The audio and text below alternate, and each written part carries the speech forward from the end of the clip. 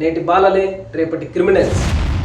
3వ తరగతి చదివే ఒక పాప మీద అదే స్కూల్లో 6వ తరగతి 7వ తరగతి చదివే 2 పిల్లలు అతి దారుణంగా మర్డర్ చేసి రేప్ చేసి నదిలో పడేశారు.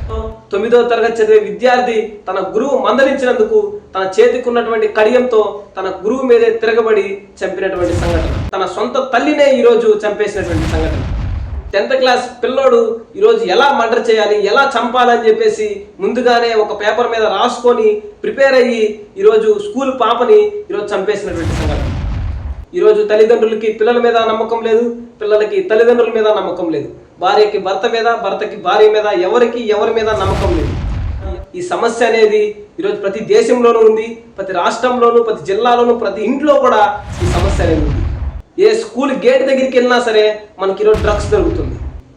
ఏ యాప్ ఓపెన్ చేసినా సరే మనకు తెలియకుండా మన ఫోన్లో ఈరోజు పోర్నోగ్రఫీ ఓపెన్ అవుతుంది.